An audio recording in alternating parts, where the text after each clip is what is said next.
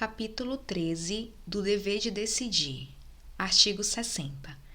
A administração tem o dever de expressamente se pronunciar e emitir decisão sobre todos os assuntos da sua competência que lhes sejam apresentados, dos processos administrativos e sobre solicitações, petições, representações ou reclamações.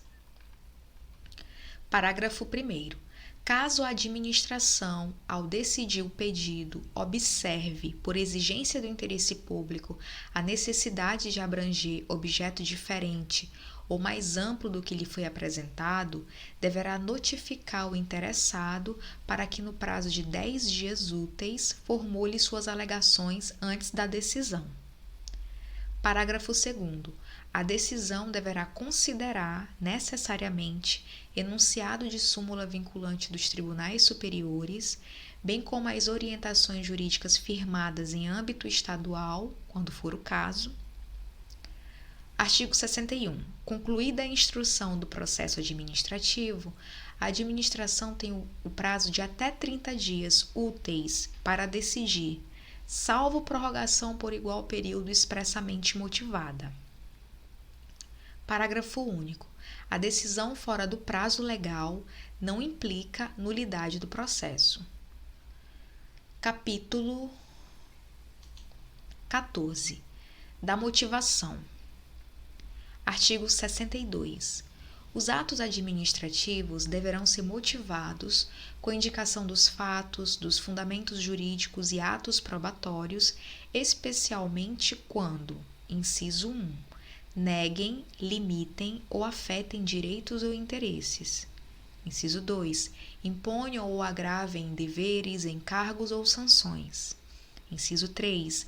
Decidam processos administrativos de concurso ou seleção pública.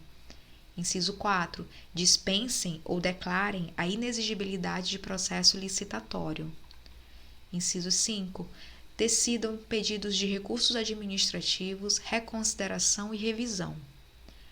Inciso 6. Decorram de reexame de ofício. Inciso 7.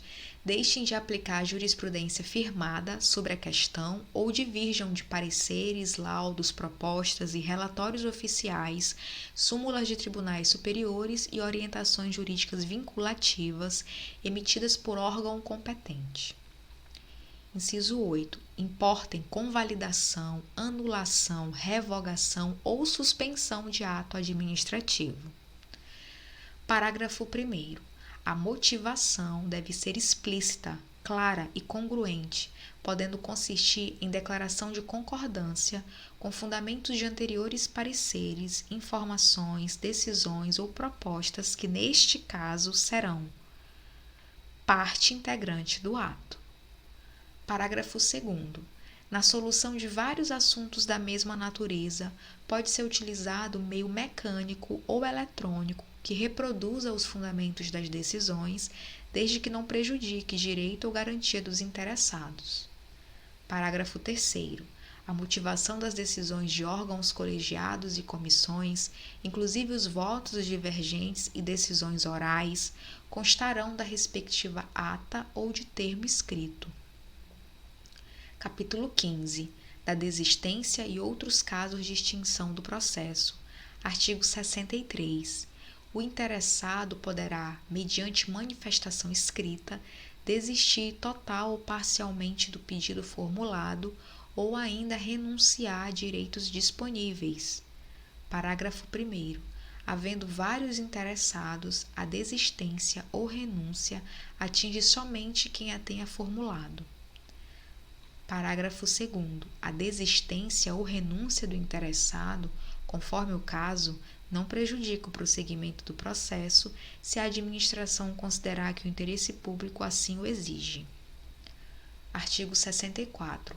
O órgão competente, mediante ato decisório fundamentado, declarará extinto o processo quando exaurida sua finalidade ou o objeto da decisão se tornar impossível, inútil ou prejudicado por fato superveniente. Capítulo 16. Da anulação, revogação e convalidação. Artigo 65. A administração deve anular seus próprios atos quando derivados de vícios de legalidade e pode revogá-los por motivo de conveniência ou oportunidade, em qualquer caso respeitados os direitos adquiridos. Artigo 66. São inválidos os atos administrativos que desatendam os pressupostos legais e regulamentares de sua edição ou os princípios da administração, especialmente nos casos de: inciso 1. Incompetência da pessoa jurídica, órgão ou agente de que emane. Inciso 2. Omissão de formalidades ou procedimentos essenciais. Inciso 3. Ilegalidade do objeto. Inciso 4. Inexistência ou impropriedade do motivo de fato ou de direito. Inciso 5. Desvio de poder. Inciso 6. Falta ou insuficiência de motivação. Parágrafo 1º. Nos atos discricionários, será razão de invalidade a falta de correlação lógica entre o motivo e o conteúdo do ato, tendo em vista sua finalidade. Parágrafo 2º. Nenhuma nulidade será declarada em favor de quem lhe der causa, e se dela não resultar prejuízo aos interessados e à defesa. Artigo 67. É de 5 anos o prazo para a administração anular os atos administrativos de que decorram efeitos favoráveis para os destinatários, contados da data em que foram praticados. Parágrafo 1º.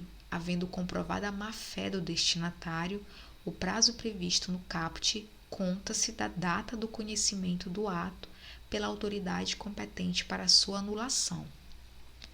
Parágrafo 2º.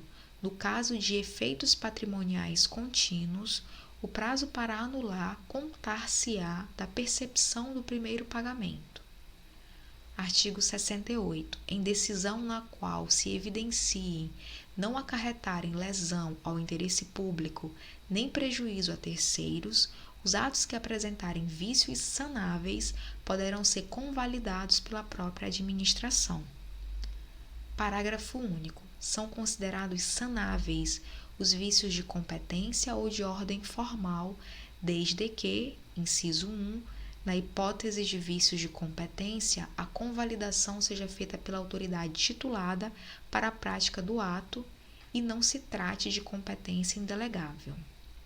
Inciso 2. Na hipótese de vício formal, este possa ser suprido de modo eficaz. Capítulo 17. Do recurso administrativo, da reconsideração e da revisão. Artigo 69. Das decisões administrativas cabe recurso, em face de razões de legalidade e de mérito. Parágrafo 1º. O recurso será dirigido à autoridade superior, por intermédio da que proferiu o ato recorrido, a qual poderá reconsiderar sua decisão no prazo de 5 dias úteis, ou, nesse mesmo prazo, fazê-lo subir devidamente informado.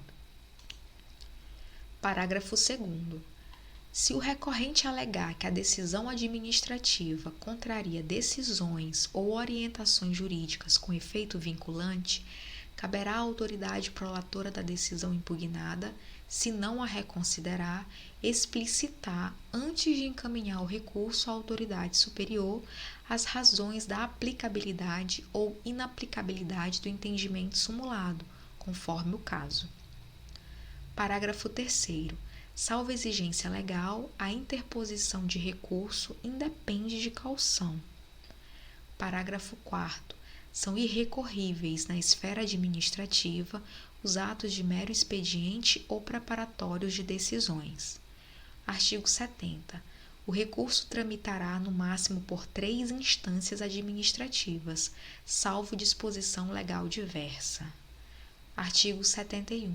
Salvo disposição legal em contrário, a instância máxima para o recurso será: inciso 1.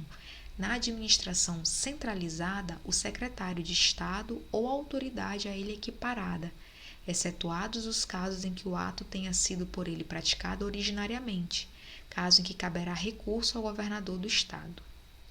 Inciso 2. Na administração descentralizada, o dirigente superior da pessoa jurídica, excetuados os casos em que o ato tenha sido por ele praticado originariamente, caso em que caberá recurso ao titular do órgão da administração direta a que está vinculado nos termos da lei. Artigo 72. Tem legitimidade para interpor recurso administrativo os interessados previstos no artigo 18 desta lei. Artigo 73. Salvo disposição legal específica, é de 10 dias úteis o prazo para interposição de recurso, contado da ciência ou divulgação oficial da decisão recorrida. Parágrafo 1º. Quando a lei não fixar prazo diferente, o recurso deverá ser decidido no prazo máximo de 30 dias úteis, a partir do recebimento dos autos pelo órgão competente. Parágrafo 2º. O prazo mencionado no parágrafo 1º deste artigo poderá ser prorrogado por igual período, ante justificativa explícita. Artigo 74. O recurso interpõe-se por meio de requerimento, no qual o recorrente deverá expor os fundamentos do pedido de reexame, podendo juntar os documentos que julgar convenientes. Artigo 75. Salvo disposição legal em contrário, o recurso não tem efeito suspensivo. Parágrafo 1º. Havendo relevante fundamento e justo receio de prejuízo de difícil ou incerta reparação, decorrente da execução, a autoridade recorrida ou a imediatamente superior poderá, de ofício ou a pedido, dar efeito suspensivo ao recurso. Parágrafo 2º. Requerida fundamentadamente a concessão de efeito suspensivo, a autoridade recorrida ou a imediatamente superior apreciará o pedido no prazo de 5 dias úteis, contados do recebimento do processo pela autoridade competente. Artigo 76. Interposto o recurso, o órgão competente para dele conhecer deverá intimar os demais interessados para que no prazo de 10 dias úteis apresentem alegações. Artigo 77. O recurso não será conhecido quando interposto, inciso 1, fora do prazo, inciso 2, perante órgão incompetente, inciso 3, por quem não seja legitimado, inciso 4, depois de esgotados todos os recursos cabíveis na esfera administrativa. Parágrafo 1º. Na hipótese do inciso 2 deste artigo, deverá a autoridade remetê-lo de ofício ao órgão competente para exercer o juízo de admissibilidade. Parágrafo 2º. O não conhecimento do recurso não impede a administração de rever de ofício o ato ilegal. Artigo 78. Conhecer-se-á do recurso erroneamente designado, quando de seu conteúdo resultar induvidosa a impugnação do ato. Artigo 79. O órgão competente para decidir o recurso poderá confirmar, modificar, anular ou revogar total ou parcialmente a decisão recorrida, se a matéria for de sua competência. Parágrafo único. Se da aplicação do disposto neste artigo puder decorrer gravame à situação do recorrente, este deverá ser cientificado para que, no prazo de 10 dias úteis, formule suas alegações antes da decisão. Artigo 80. Se o recorrente alegar violação de decisões ou orientações jurídicas com efeito vinculante, o órgão competente para decidir o recurso explicitará as razões da aplicabilidade ou inaplicabilidade do entendimento simulado, conforme o caso. Artigo 81. Contra decisões tomadas originariamente pelo governador do Estado, caberá um único pedido de reconsideração no prazo de 10 dias úteis, dirigido à própria autoridade, observando-se no que couber o regime do recurso hierárquico. Artigo 82. Os processos administrativos de que resultem sanções poderão ser revistos a qualquer tempo, a pedido ou de ofício, quando surgirem fatos novos ou circunstâncias relevantes suscetíveis de justificar a inadequação da sanção aplicada. Parágrafo 1º. A simples alegação de injustiça da penalidade não constitui fundamento para a revisão, que requer elementos novos, ainda não apreciados no processo originário. Parágrafo 2º. A revisão deve ser requerida junto à autoridade que aplicou a penalidade a quem cabe o seu julgamento. Parágrafo 3º. No processo revisional, o ônus da prova cabe ao requerente. Parágrafo 4º. Da revisão do processo não poderá resultar agravamento da sanção.